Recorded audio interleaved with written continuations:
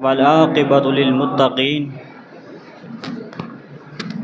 والصلاة والسلام علی سید الانبیاء والمرسلین اما بعد فاعوذ باللہ من الشیطان الرجیم بسم اللہ الرحمن الرحیم قال اللہ تبارک و تعالی فی القرآن المجید والفرقان الحمید وَإِنَّكَ لَعَلَىٰ خُلُقٍ عَظِيمٍ صدق اللہ العظیم وصدق رسولہ النبی الکریم الامین ان اللہ وملائکتہ یصلون علی النبی یا ایہا الذین آمنوا صلوا علیہ وسلموا تسلیما۔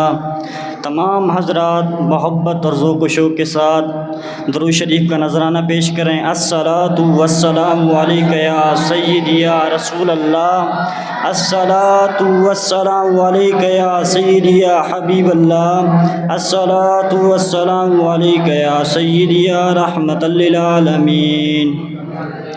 اللہ تعالیٰ کی حمد و ثنا کرنے کے بعد اور ہمارے پیارے نبی حضرت محمد صلی اللہ علیہ وآلہ وسلم پر درود شریف کا نذرانہ پیش کرنے کے بعد نہایت ہی واجب الاحترام اساتذہ کرام اور طلباء کرام، السلام علیکم ورحمۃ اللہ وبرکاتہ۔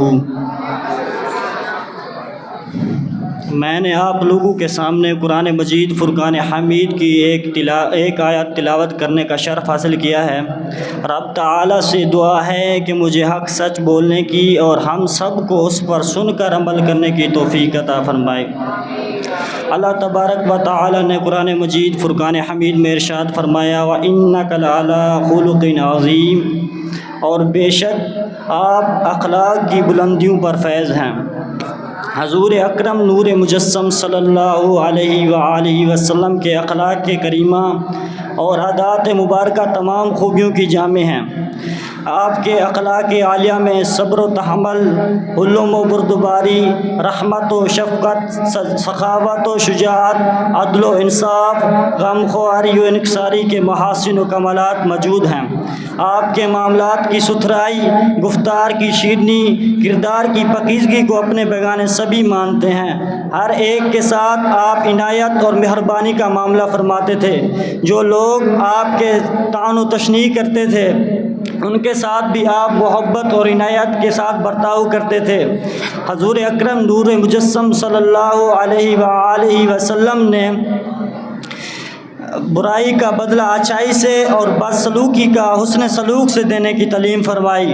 حضور اکرم نور مجسم صلی اللہ علیہ وآلہ وسلم نے ارشاد فرمایا کہ تم اسے عطا کرو جو تمہیں محروم رکھے، اور تم اس شخص کو معاف کر دو جو تم پر ظلم کرے، اور تم اس شخص کے ساتھ صلح رحمی کرو جو تمہارے ساتھ قطع تعلق کرے۔ احمد رضا خان بریلوی رحمۃ اللہ علیہ کا شعر ہے کہ تیری خلق کو حق نے جمیل کیا، تیرے خلق کو حق نے عظیم کہا، کوئی تجھ سا ہوا ہے نہ ہوگا شہا، تیرے خالق ہر دو ادا کی قسم۔ حضور اکرم نور مجسم صلی اللہ علیہ وآلہ وسلم نے ارشاد فرمایا وَإِنَّ مِنْ أَحَبَّكُمْ إِلَيَّ وَأَقْرَبِكُمْ مِنِّي مَجْلِسًا يَوْمَ الْقِيَامَةِ وَأَحْسَنَكُمْ أَخْلَاقًا۔ حضور اکرم نور مجسم صلی اللہ علیہ وسلم نے ارشاد فرمایا تم میں سب سے زیادہ محبوب اور قیامت کے دن سب سے زیادہ میرے نزدیک وہ شخص ہوگا جو اخلاق کے اعتبار سے سب سے زیادہ اچھا اور بہتر ہوگا۔ پھر دوسری جگہ ارشاد فرمایا وَإِنَّمَا بُعِثْتُ أُتَمِّمَ مکارم الاخلاق، بے شک یقیناً مجھے اخلاق کی بزرگیوں کو کمال تک پہنچانے کے لیے بھیجا گیا۔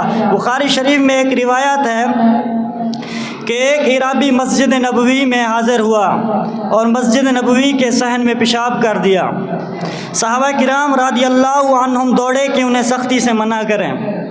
حضور اکرم نور مجسم صلی اللہ علیہ وسلم نے صحابہ کرام رضی اللہ تعالی عنہم کو روک لیا کہ ہمیں آسانی پیدا کرنے کے لیے بھیجا گیا ہے، نہ کہ تنگی پیدا کرنے کے لیے۔ حضور اکرم نور مجسم صلی اللہ علیہ وآلہ وسلم نے حکم فرمایا کہ اسے پانی سے بہا کر صاف کر دو۔ یہ آپ کے اخلاق کا نمونہ ہے کہ آپ نے اس عرابی کو شرمسار نہیں کیا، مارا نہیں، گالی گلوچ نہیں دی، بلکہ محبت اور شفقت کے ساتھ فرمایا یہ اللہ تبارک و تعالیٰ کا گھر ہے، اس میں اللہ تبارک و تعالیٰ کی عبادت اور قرآن مجید فرقان حمید کی تلاوت ہوتی ہے، اور اس میں گندگی پھیلانا مسجد کے تقدس کے خلاف ہے۔ انہی الفاظوں کے ساتھ اجازت چاہوں گا۔ رب تعالیٰ سے دعا ہے کہ ہمیں اچھے اخلاق کرنے کی توفیق عطا فرمائے اور ہمارے پیارے نبی حضرت محمد صلی اللہ علیہ وآلہ وسلم کی سنت پر عمل کرنے کی توفیق عطا فرمائے۔ وآخر دعوانا ان الحمد للہ رب العالمین۔